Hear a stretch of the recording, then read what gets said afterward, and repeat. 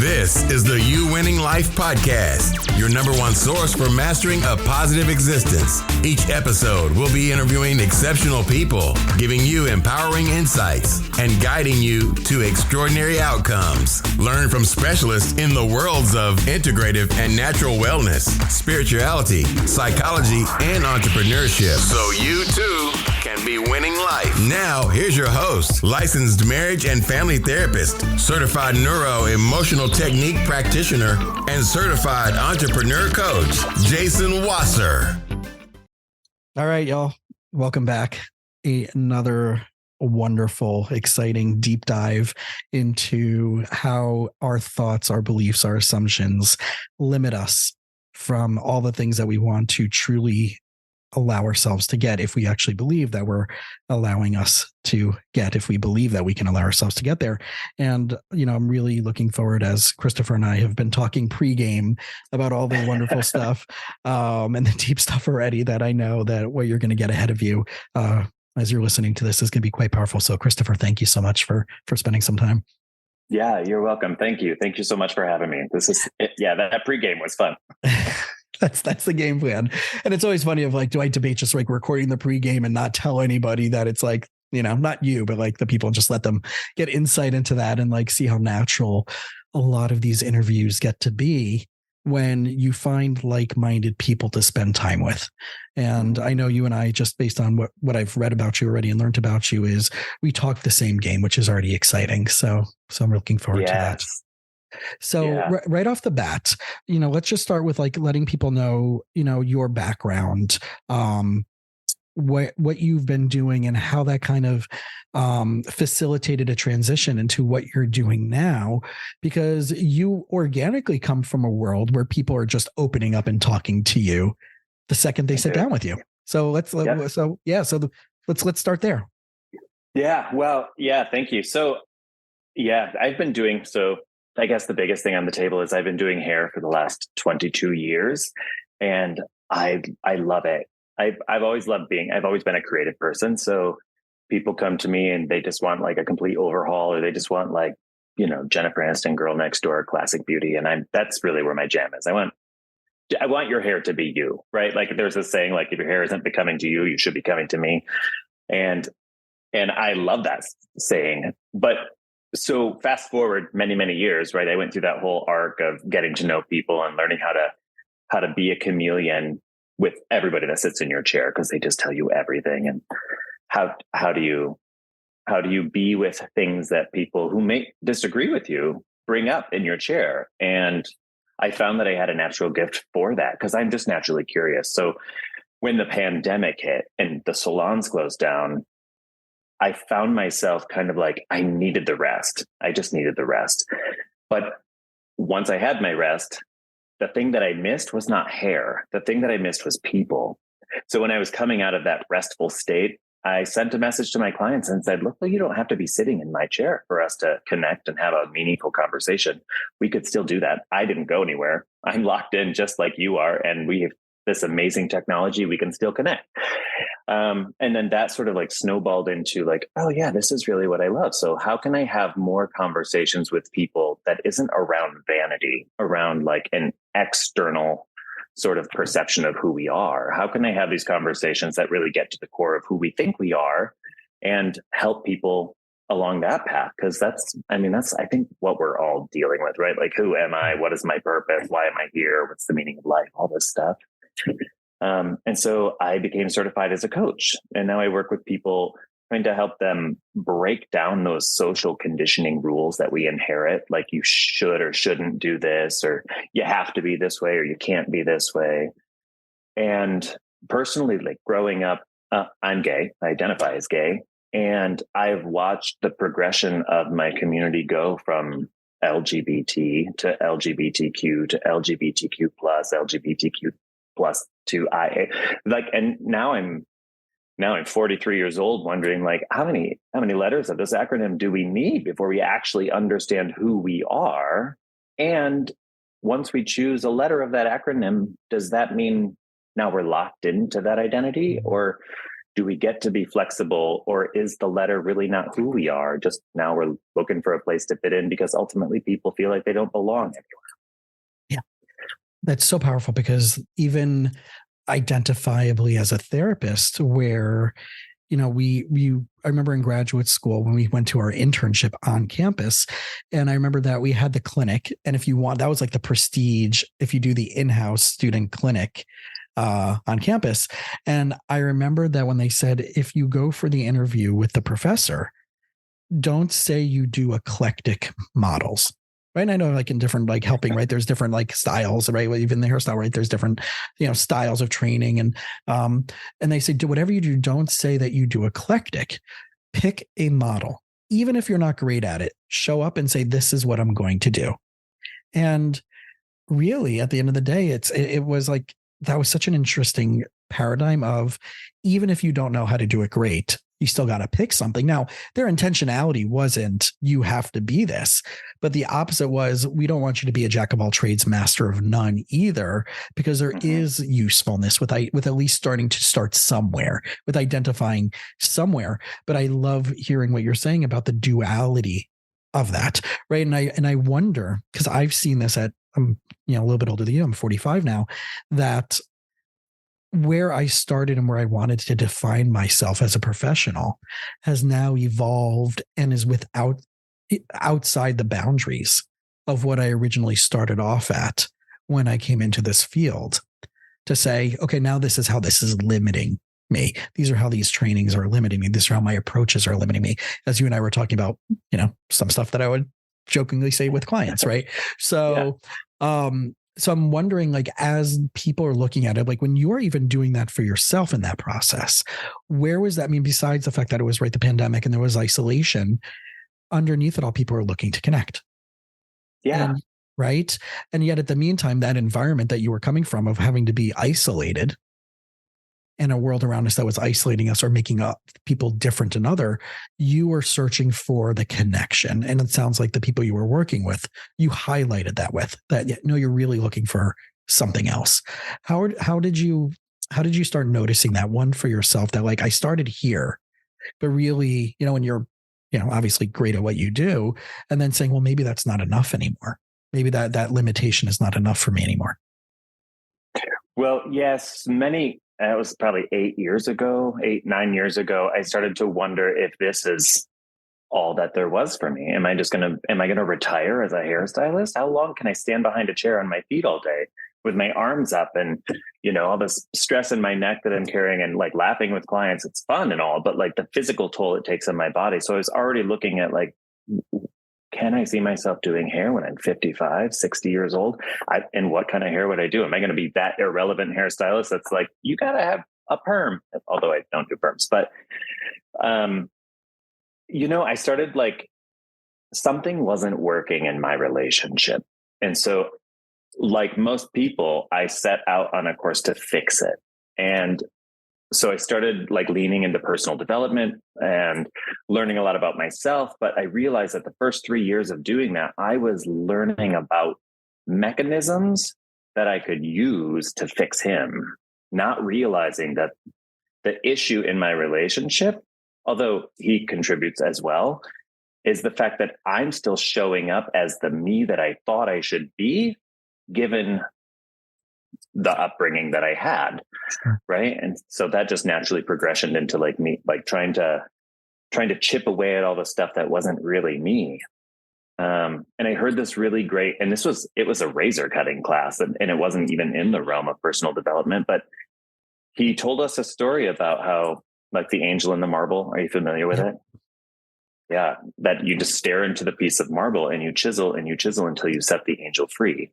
And I got it on a whole different level, that we all have social rules and expectations that are placed on us that kind of automatically become who we are, even though they're not who we are. And we do that as a function of like operating within a society of people that are different than we are. And then over time, that mechanism becomes a cage in which your self-expression becomes silenced. And so I really was looking for a way to, how do I show up And how do I shift something for me that would have my relationship occur to me differently? What am I bringing into this that is contributing to the situation? And how do I understand it? What beliefs do I have about it? And what choices am I making that contribute to this? So there was a resistance that I had that I needed to let go of. And, people are like, oh, just, let it go, let it go. Mm-hmm. And I found more so than letting it go, once I learned to embrace these are the parts of who I am, I didn't have to let it go, because then it just became, this is who I am. This is how I process emotions. And I get to now be responsible for that.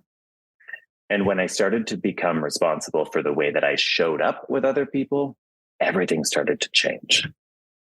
It's literally like you were sitting in my last session with my clients an hour ago, where the dynamic was the duality around that emotional reality, where on one side, in that moment of wherever we're at, we're making the best decision we can with the data that informed us to get us here where we are right now.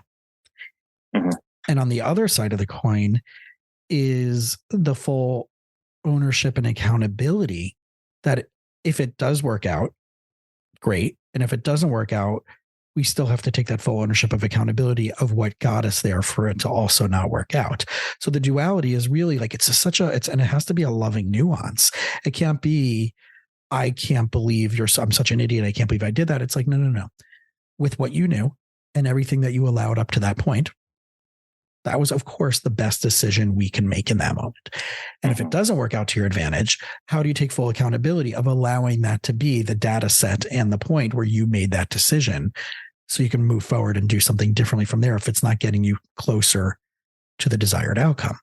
And I think that dance of really, it's that razor's thin difference. And it has to come, from my perspective, with not beating yourself up, but also at the same time, again, like we've been talking about, we're going to get more into that full ownership and accountability, but lovingly and gently and compassionately.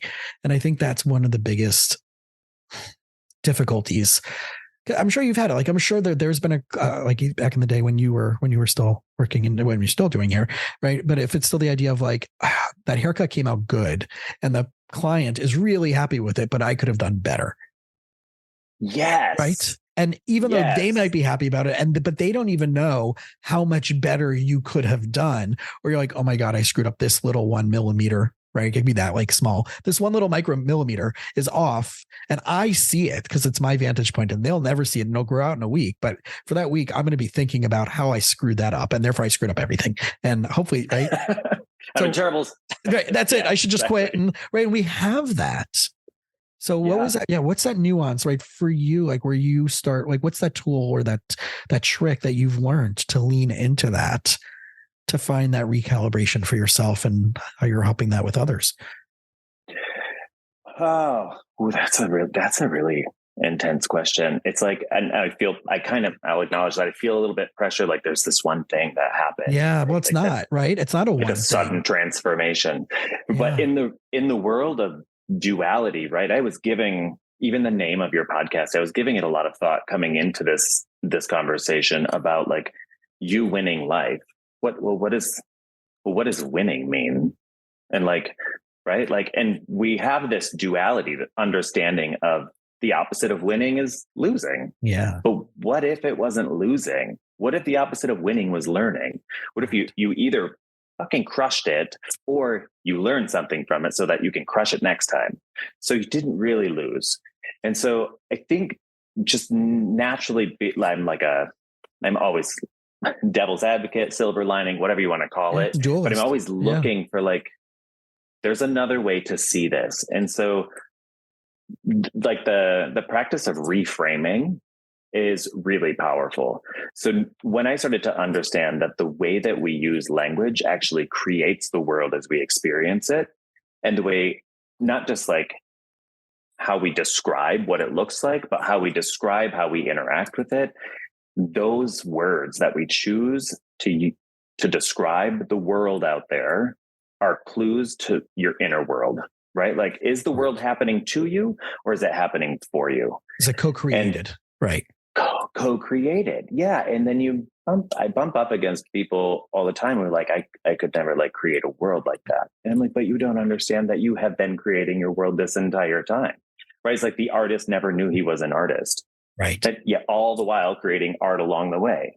So when people say something to me that sounds particularly disempowering, I want to immediately reframe it so that we can like set our mind in that context, right? We want a positive context to move this conversation forward. But if the way that you're talking about your circumstance is that if you're disempowered and the world is out there somewhere and that you have no say in the matter, then we can't move forward. I could tell you what to do, but then you're going to be doing it in that mindset. So I need to shift you out of that to this. And when I started to hear how I was referring to things, right? I want to make more money implies that I'm not making enough money. Or I want my life to be better implies that my life is not that great, right? And so instead of speaking in relational terms, I started speaking in creative terms. And I want my relationship to be loving, deep, accepting, trusting. And then that's creative. That's generative language. So that's when it started to like really open up for me, that I had constantly been relating to my environment based on the data set that I had inherited from the people who raised me. And literally, not to say that they did that to me, right? They did the best. It's inherited. It's inherited. They had. Yeah. Yeah. Yeah. And I think that's one, every conversation I have starts off with those assumptions that you're sharing. So those who are, used to hearing me in that context, right? You and I are complete alignment about that. And then just going back to the last conversation I had previous to our call was I asked them, like, if you were getting exactly what you were saying, if you were to get that positive version out of that, and you would see that you're leaning into it and that what you've already been practicing, if you realize that you've already been practicing and doing a lot of that and it continued and it evolved and it expanded even more, what would we call that? Right? If we were to give that a new nickname, right, just as a reference point, what would we positively call that? And the person said a term and then said, I'm not sure. And I'm like, oh, so we're calling it this positive term, I'm not sure. And they're like, right? That even the definitiveness of wanting it and calling it in and identifying it still came with the I'm not right. Like they didn't realize that I'm not sure even came out of their mouth. So my phrasing of that was, oh, so we're calling it happy and joyous life. I'm not sure. Yeah. With a question mark. Right. I want a happy and joyous life. Yeah. So I very much, and I want people who are listening to this, that when you're, right, what Christopher and I are talking about is the languaging and the languaging expresses your emotional reality, and your emotional reality is that programming, right? It's intergenerational themes and culture and gender and the hierarchy stuff and all the, all those things that trickle down and get trickled onto us. But whether we realize that we're accepting it or that we're not accepting it is part of the nuance, right? So with Christopher, you were alluding to before of like this data set that just keeps moving the train forward. And then we start getting this ill at ease feeling that you've been describing, right? That something doesn't feel right, but we can't yet put our finger on it until it builds up and builds up and builds up and becomes so uncomfortable that we either just keep shoving it down or we finally deal with it. What I want everybody to hear from that is that we are each organically predisposed to our own threshold of when we're going to make the change around that based on our personal context of all those different arenas in life. And what I think you're offering is, how do you get ahead of that? How do you offer looking at it and deciding upfront what you want that to be versus waiting for it to really be uncomfortable for you and then reclaiming all of that? Yeah.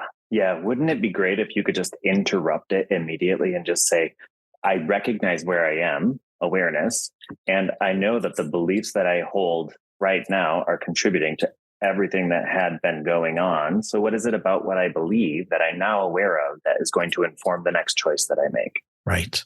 And I think that level of empowerment is, so I don't like what showed up for me. how did I choose? Not how did I, right? How did I choose to allow that, right? In other words, it's that a little bit of that ownership without beating yourself up. And I think that that's the clarity, right? I know one of the things that you and I both agree really powerfully is the clarity on making those proactive decisions. And like you said, calling it out, putting it in, this is what I want my relationship to be, loving and joyous and connective and all the wonderful verbs. And what are all of the different ways, the way that I love that you phrase that, what are all the different ways that can show up? Wouldn't it be great if if I'm able to give myself the ability to see that differently or in a way that I wouldn't expect it to show up? Yeah. Instead of coming at it like it's a problem that needs to be fixed, because it just is what it is. And it's not a problem. I see what it is right now. And I know that it's not what I am choosing right now. What am I actually choosing? And then how can I use language to set my sight to where I'm going rather than tether myself to the way that it's been? Yeah. So the idea of dropping resistance, you used that phrase a second ago, and I'm a huge fan of that and big Esther Hicks law of attraction person. So if that's anywhere in your world as well, right? So sounds the languaging sounds very familiar to me. So I'm sitting over here for people who are only listening and not seeing. I'm sitting here with a big grin and kind of giggling to myself because when we're talking about dropping resistance, it's no surprise to me that the words that Christopher is using is exactly the words that I've been using specifically today with my earlier sessions before my lunchtime interview with him. Nothing about that surprises me. And that's what we're talking about when we're talking about dropping resistance. So that like-minded things that are proof that you're on the right path with the right people and the right things showing up in your life can consciously and unconsciously be allowed in. Mm-hmm. Yeah, you just have to choose it. So I guess the question is, where are you willing to let it in? And where are you resisting allowing it to be part of your life? Because the resistance, the more we lean into resistance, and we see this everywhere in the world, right? You keep sort of pointing to it, but everywhere. I mean, there's this duality is another way to look at it, right? Like it's me or them. Why can't it be me and them? Why does it have to be Republican or Democrat? Why can't it be Republicans and Democrats? Why does it have to be gay or straight? Why can't it be gay and straight?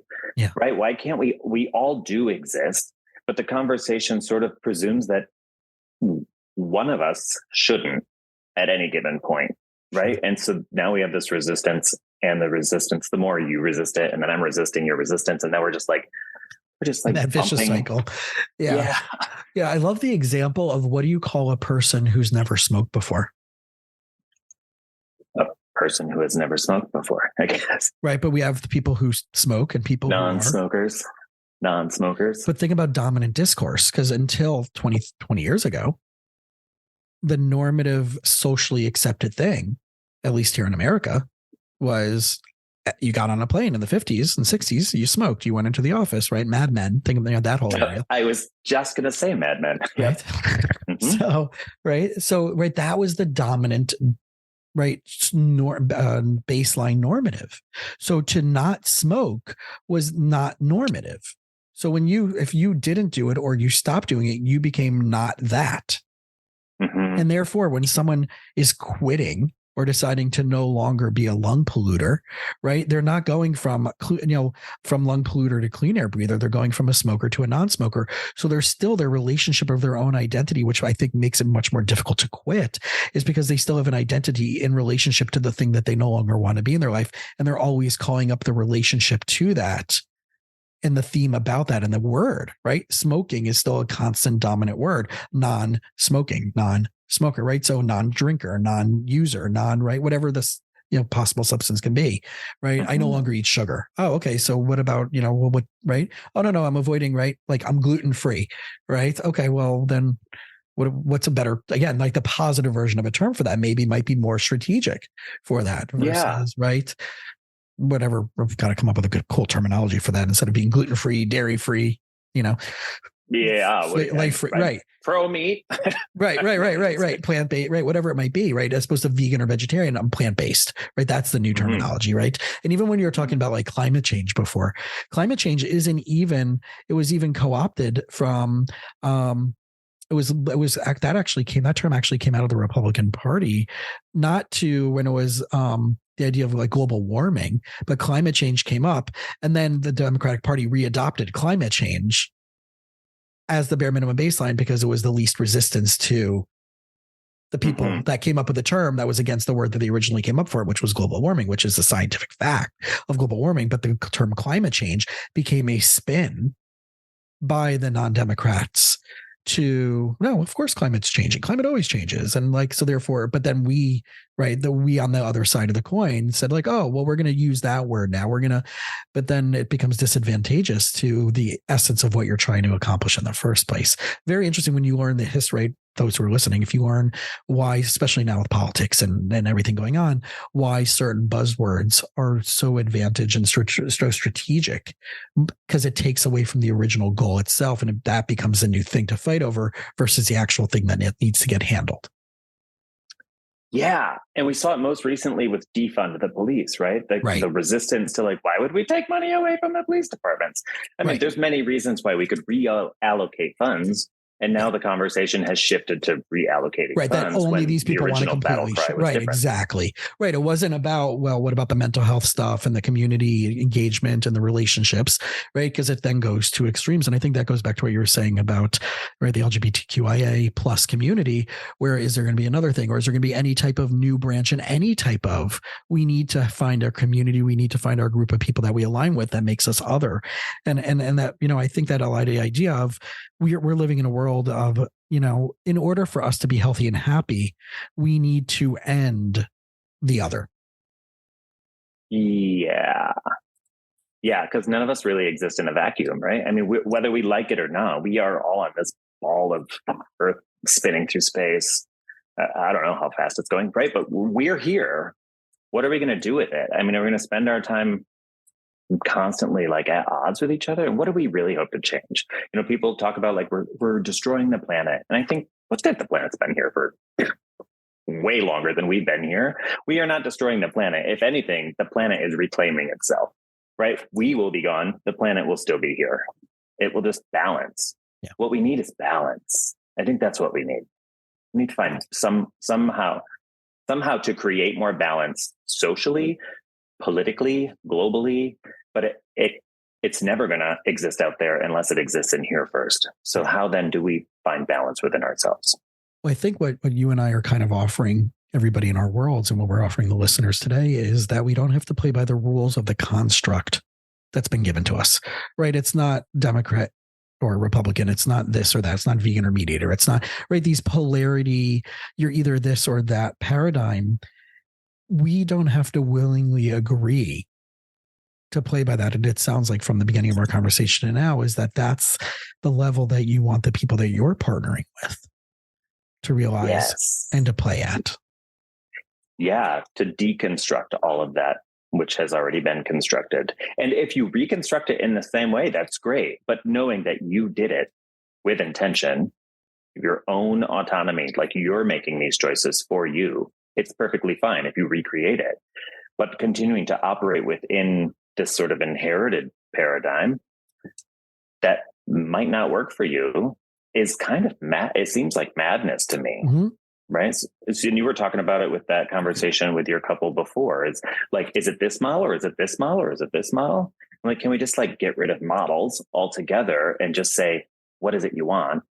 And then not worry about whether it fits here or fits here or fits here. Same thing with our acronym, right? Like, why do I have to identify as a G?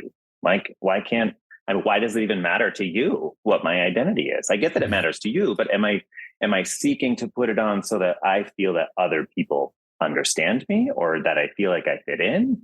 Because then it's no longer about the identity. It's about the experience of who I am in a certain location or environment or whatever.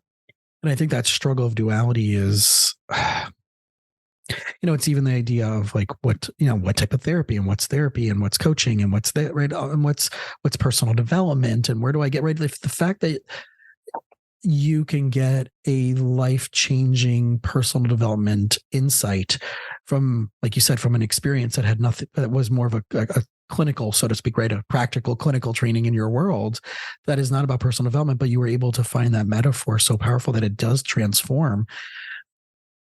I think that's what I want to challenge people who are listening to do, like to really figure out like, where did things become more universal than particular, that we might be creating the inability to receive it, but even more so to even hear it before we even don't receive it, and to allow our lives to be transformed. Because, I playfully have so many clients that have different beliefs than me on everything. And yet I can still find a way to say, so my job is not only to create an amazing space, forget even talking about a safe space, but even safe for people who believe radically differently than how they want the world to be. And yet I can still be like, really love them. And I know they really like me. And they and if they were in their normal world, they would never want to talk to someone per se like me that has certain beliefs that maybe, and yet we can create but I'm here to create more connectivity and more joy in your life and more love in your life and more. And if I can't offer you that directly from me to you, then how can we get there, anywhere? Right. And how can I even reflect that or model that for you? And I hear that with all that. And that's, I guess that leads to this idea of, the personal rule book. And my understanding of just the little bit that I know, as you're going to explain, is, anybody who's listened to this show or has seen me speak in person knows that I'm obsessed with values-based decision making. And I just gave a class to a bunch of young professionals the other day on this, where I said, if you don't know what you're asking for, kind of putting that out there right first, how can you know if it aligns or doesn't align, versus letting things just show up and happen to you? And you're kind of it's kind of like driving on the road and you're like, well, I'll see what turn I'm going to make in the next mile. And you're reacting to it versus, exactly where you want to go. You know what roads you don't want to take. You know what roads you do want to take. You do know from this place to this place, you do want to take the toll roll. In this place, you don't. This road, you might want to take the side road, but as proactively, as discerningly as possible. So that would be a lot of my perspective of where I'm coming from. When you're saying the idea of a personal rule book, what do you mean and imply by that? So personal rules are when I talk about a personal rule book, what it is all the ways that you think you should be or that you have to be. It's the shoulds and the have tos and the musts and all of those become rules. I'm gluten. I eat only gluten-free, right? And so but that's not necessarily the case, right? Because lettuce doesn't really have gluten in it. So it's not necessarily gluten-free lettuce. So although some company's going to market it as such. Totally. It's everywhere, right? Because that's how we think. They know this. Yep. And so I should never, here's a ridiculous one. I should never wear white after Labor Day. Yeah. Right. It's a ridiculous rule. And yet so many people just will not, because it's just how it has always been. What's going to happen? Are you going to catch on fire, or what difference is it? I love wearing white after Labor Day. I love mixing my browns and my blues and my blacks and all. I'm kind of a rebel. I want to be a rebel because it is an interesting conversation starter. But other rules is I could never do that. I'm always late, right? Now you've got this rule that you as a person, as an identity, is just always late. But then what happens to that identity if you show up on time? Yeah. Yeah. Right? Or is it even a possibility? It squashes possibility. So I encourage people to listen for those triggers, right? Oh, well, you should really call them right now. You should pick up the phone right now and call your mom. Why should I call my mom? You don't know my mom. Right? Why should I have to do anything at all just because it makes you comfortable? And that's really what it gets down to, is if you feel like you should do something and you also feel like there's pressure around the thing that you should be doing, check in with yourself. Does this feel like positive pressure, or does this feel like I cannot be bothered to do that? And in which case, then why are you beating yourself up about not doing it, instead of just honoring the fact that that's just not something you want to do? It's okay. It's okay. Completely agree. And I even talk about that once in a while with my clients. I'm like, listen, so I know we discussed X, Y, and Z a week ago, 2 weeks ago, whatever. I want to make sure that when you go out there and doing it, you're not doing it because consciously or unconsciously, you're doing it just to get me off your back or to make me happy. And even us and the help, right? We got to be mindful of that, because, right, if you're working with people and that's part of the contract, right, of they have to, right, we want them to meet certain growth thresholds, but we want to make sure that unconscious process is really fully for them, and about them seeing and having that 100% buy-in, and that they would probably do it even if it wasn't in relationship to us, poking and prodding them a little bit.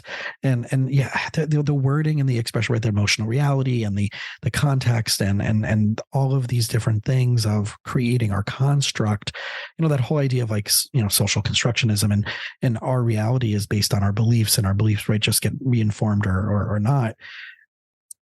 That's it's interesting as a therapist, that's how I was trained. And it's not about the pathology or the diagnosis or any of those things. It's what does that mean to you? And right, where has it helped you? Where has it been? Right, where's this thing that you think is so awful has actually been a tool? Or right, what are the roles that you're playing? Right, by you carrying that label, who are you honoring or dishonoring? Right. Or the way you were talking about the woulda, coulda, shouldas. I remember years ago, someone said like, oh, so you're stop shooting on yourself. Right. So, right. The woulda, coulda, shouldas. Yep. Like, oh, you're shooting all over yourself again. Right. Yeah. And it's, if everybody today, like, even if there was so much good stuff so far. Right. But if everybody listening today, if you should do this now. So, right. If you allow yourself, if this is something that fits for you and sounds, listen to your woulda, coulda, shouldas. Just catch it. Don't even do anything differently yet. Just notice if that phraseology comes out of your mouth or in your thoughts in your head. I should have done this. I could have done that. If only I would have. Right? Just hear those. Just hear those things, and just notice what that's about. And maybe I would even ask you, like, what other questions could someone ask that they can allow themselves to ask if they're just noticing, to kind of recalibrate. What would you offer from that vantage point if you were sitting with someone in that place? So noticing the shoulds, right? Noticing how you feel is a way to calibrate as well.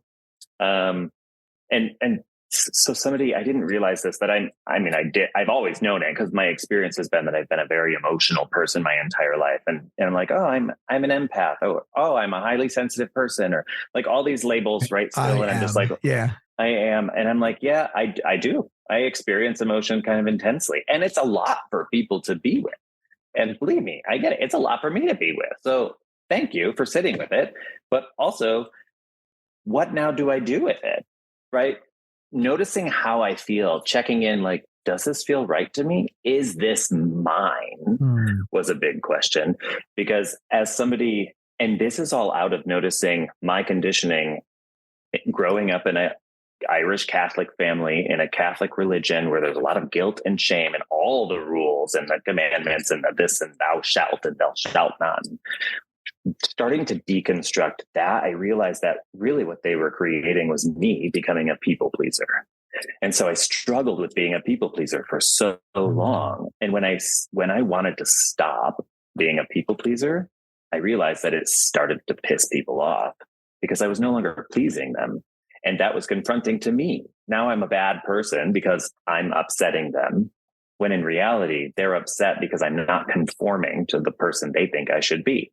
Right. And I had to learn to be okay with that. And so taking in their frustration and their anger when I would show up as myself or resist or like make a choice for myself, right?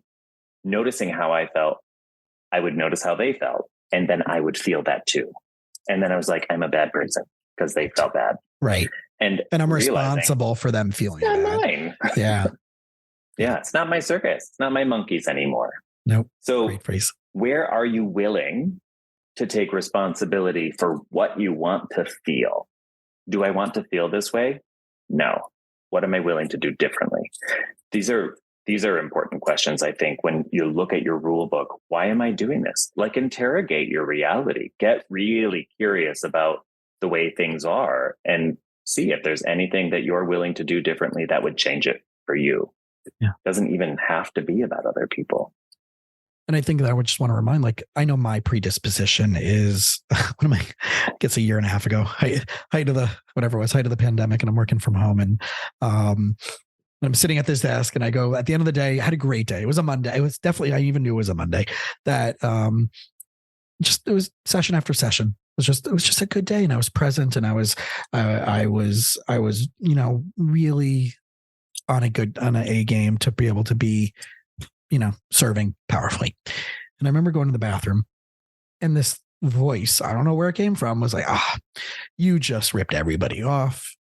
You should quit. You need to refund them. What the hell are you? You're all right. And I'm like, and the old me would be like, let that pattern continue. And I remember because I was walking into the bathroom, I remember pulling open my shower curtain and looking for where that voice was coming from to externalize it, knowing, right? I even opened up the toilet seat. And like, is it coming from inside the toilet? Let me flush that down. That like, I literally dramatized this externalization of that moment of discernment between, I know these are my, Jason's negative self-talk, but if I want to practice doing something different, I need to playfully and ridiculously make it this thing outside of me that I can either shower it down, hose it down, or flush it down the toilet, because it's not really what I truly believe about what I've done today. Mm-hmm. I love that. Yeah. So you literally were looking for the shitty voice in the toilet. Exactly. I was literally looking for where that shit was coming from. And, but that took 43 years to get to that place. Right. And so I want people to hear that this is not going to be an overnight fix. You're going to have you're going to find things where it really surprises you, and you could have that miracle. Absolutely. Expect and look for a miracle. I always look for the grain of rice difference, right? So it doesn't have to be this massive, huge, everything is different. Like, I'm really happy when I really remind my clients, no. But what was the grain of rice difference between last week and this week? Yeah, like the gap in the gain. The gap in the gain. That's a really great book. Because we're so used to seeing the big, like, oh, well, our marriage isn't better, or work isn't better, or my boss isn't treating me any better. Okay, I didn't expect all that. What's the one little tiny thing that you notice differently that may not be yet received, or may not be consistently over a longitude be done up, but that you're doing? You put one new step forward that over time will take you. Right. Have you heard this? And this is something that like I always love, like where it's like, oh, how did your week go? Oh, it was the same as last, or nothing's better. And then you start drilling in. Same old shit. Right. And then you're like, okay, but what about this, and this? And you drill down into nuance. And like, yeah, this thing, I actually did. I went out with my friends and that was fun. Oh, so it was something better last week. Wow. But you had fun when you were out with your friends. Oh yeah, it was a great time. But your week was horrible. Do you ever get that? Yeah. Like that? Like they just don't all see the time. Yeah. Yeah. I think because we're conditioned. I think this is just how the brain works, right? Like I wish more people would understand that, like, we are literally hardwired to survive. Right. And so as a function of that, we're constantly scanning our environments for threats, things that could possibly take us out, kill us at any given time, but we have to survive. But now, like, we've come so far. We're not like that. Sticks and stones, they might break my bones, but they're not going to kill me. So they're like, you're not attacking me. A verbal attack is like, that's an expression, right? Like, do you have lacerations? No, it was just a lot of words coming at you. Swear words, for example. How dare you? Like, right, it's just 4 letters strung together. And what you make it mean is your experience for you to sort out. Well, and it's really cool as a lens. Like, I love doing this because I've done some integrative medicine training and seeing things through the emotionality of the 5 elements in Chinese medicine, and that people will show up with a predisposition of a particular set of emotions that range within that set that's connected to that meridian, which is a disposition. Right. So that like, who do you think you are? That's galled. Right. So that would be along the line, right? The galled and the stubborn and the holding in your emotions. And I'm just going to be here and I'm going to be upset and you better figure it out. Right. That's all along the same wood meridian in Chinese medicine. So you're going to start to see certain dispositions within those pathline of how they're predisposed to handling proactively or reactively certain things. And it's a cool lens to be like, oh, okay, so you handled this way and you handled this way. You think that those are 2 totally different experiences, but I see it as the correlation between, no, this is your predisposition, a lens, and all of these emotions fit within this little bubble. How do we practice the more expansive version of that? How do we get beyond that? And it's really, really, really an empowering way of like seeing our predisposition, our programming, and it's not like none of these things. This is what I want people to hear from what you're saying. Also, like, none of these things are death sentences. These are all like you said, these are all opportunities. Yeah. They certainly are. Should you choose to see it as an opportunity? Yeah. And that's really like, now we come back to personal responsibility, right? It is anything is an opportunity if you choose to look for the opportunity in the thing. Yeah. But if you're conditioned, if you understand that you're conditioned to look for the threat, then you have a choice to make. Do I want to keep scanning my environment for threats, or do I want to start noticing which opportunities I want to take advantage of? Yeah. So then I want to, as we wrap up just with our time and give people the opportunity to just find out where they can connect with you, where they can find out more, where would they go for all of that? I think Instagram is probably the first place. You can go to Instagram. You could check out my website too. There's a link on that, my link tree on Instagram. And of course, I'm on LinkedIn. I'm on Facebook. I'm all over the place. But if there's something that you heard in this conversation that like sparked interest and you want to talk about it more, I would love to just dive down that rabbit hole with you. And maybe more importantly, if there's something in this conversation that had you go, yeah, but I don't think so, definitely drop into my DMs, because that's a conversation I am willing and want to have, not to change your mind, but to understand where you're coming from. Yeah. So that maybe we can find that connection where we both get to exist. Love it. Just to wrap up that when you just said but it reminds me of like when I really started delving down this, the Jason healing rabbit hole. And I was already a therapist for a few years. I remember working with someone and she got up, she was a professor. I don't think I've ever met someone who had more degrees after their name. It was amazing. Like I was so impressed with this person. And she was at the time involved in the integrative medicine department at University of Miami. And, I did a few sessions with her, and she would get up in the middle of the session. She had this really kick-ass whiteboard. It was like a home office, but it was like this, like 20. I mean, it seemed to me like it was 20 feet long, like a whiteboard. Like that's all right. As I see your whiteboard there, I'm like, imagine like literally Markers, the entire from your door but imagine from your door all the way to the wall in front of you, right? Like maybe by next week. Right. So it was glorious. And she would get up and she would like just put a hash mark every few minutes in the session. And at the end, she goes, "So do you know what that was?" I'm like, "I have no clue." She's like, "That's every time you said yes, but in the last hour." And it was 23 times. Wow. That rattled me at my core. And as people are listening to what you just said, which is, I'm so, of course, it was the perfect thing for you to end, right, for us to end our conversation with, is to realize, again, these are just alone to take the insight of the languaging and the scripting that we use, that you and I know as people who are helping people get unstuck from that we don't even realize all of the ways we're not allowing ourselves to overcome, to connect even with our own selves because of those words, including the yes, but. Yeah. That subtle, covert resistance that shows up in language. Yes, but. Yeah. Yes, so, and yes, and right. The both and reality, which is really what we're all hoping for with everything in this conversation and in the world, is how can all of these worlds, really the rising tide, raise all ships.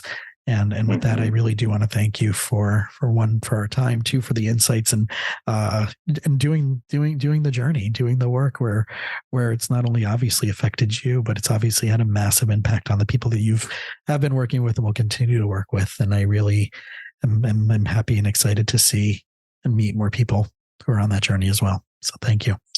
Yeah, thank you. It's been so fun being here, and I'm excited that I'm not on this journey alone.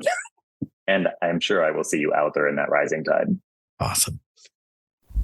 Thanks for listening to the You Winning Life podcast. If you are ready to minimize your personal and professional struggles and maximize your potential, we would love it if you subscribe so you don't miss an episode. You can follow us on Instagram and Facebook at Jason Wasser, LMFT.